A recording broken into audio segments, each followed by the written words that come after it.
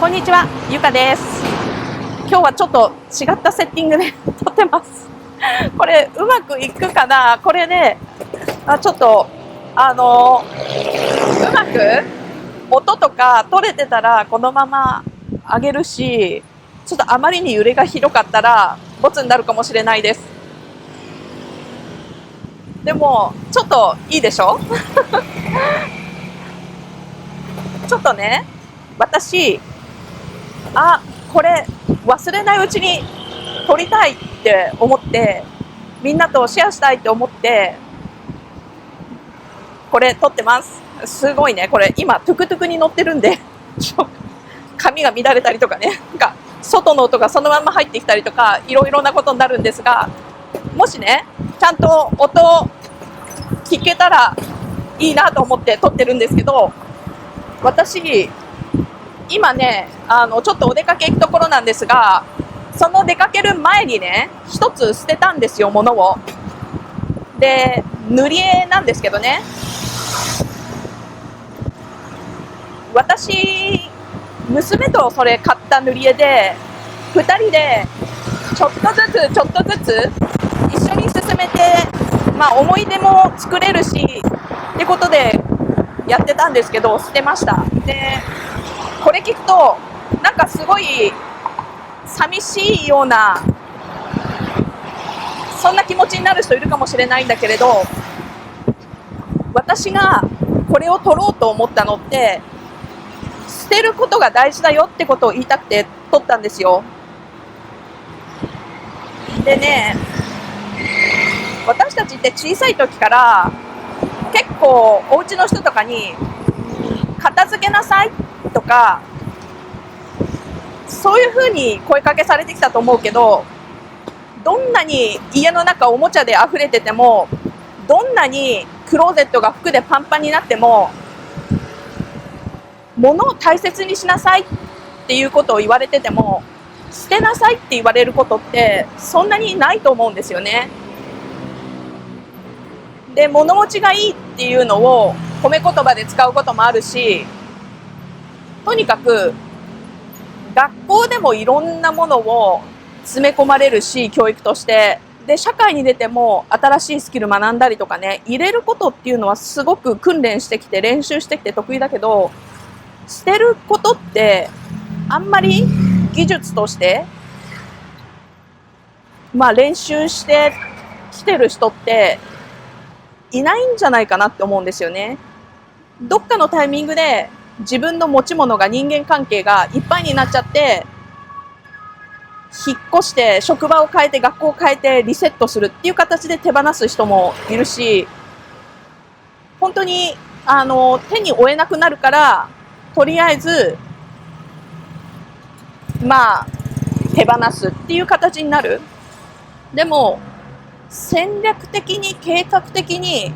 ちゃんと自分で掴み取って、必要なものだけ掴み取って、いらないものは手放すっていうことをできてる人ってどれぐらいいるんだろうと思って、私ね、この娘と一緒に買った塗り絵を私の分だけね捨てて、娘の分は捨ててないですよ、もちろんね。なんだけど、それによって私は自分の5年後の人生、10年後の人生どういう風になっていたいかっていうのから逆算して、今年何を取り組むかって決めてやってるんで、そこにはね、もちろん私時々言うようにキャパシティを残していくことが大事だと思ってて、娘との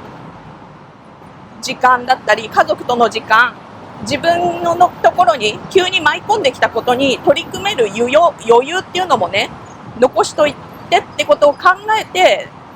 捨てたのが塗り絵なんですよ。これちょっと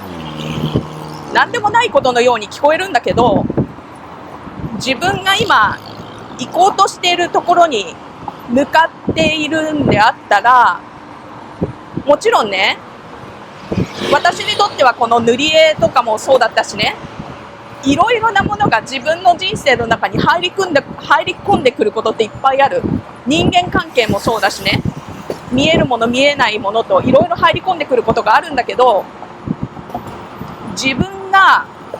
どこに行きたいのか、どこに行こうとしているのか、自分が行こうとしているところの世界観はどういうものなのかっていうビジョンをきちんと持っていると、途中で気の迷いだとかね、ちょっとしたアクシデントで自分の手元に残ってしまったものもきちんと手放すっていうことができるようになるんじゃないかなって思うんですよね。で、特にね、何かやろうとしてる人、何か新しいことに取り組もうとしてる人、そういう人って新しい生活始める時もそうだけど、入れること、インプットをすごく一生懸命やる人はいるけれど、自分の人生1日24時間って他の人と全く同じように流れていくんですよ。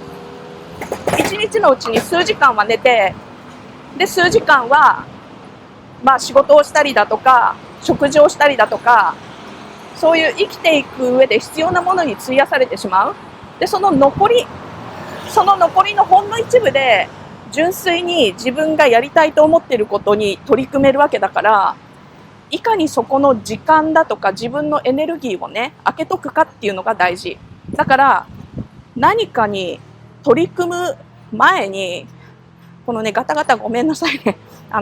タイって道がガタガタで揺れるもんでそうで、話は戻ってだけど、何かをやろうとしてる人こそまずは最初にスペースを空ける、自分の時間を空ける、自分のメンタルのキャパシティを空ける、物理的にも精神的にもやっぱりまずは手放すこと、捨てることっていうのが大事。そこを捨てるから自分が目指すところに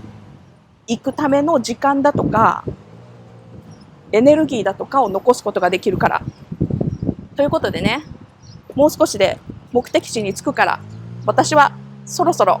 失礼します。すっごい揺れててごめんなさい。でもね、なんか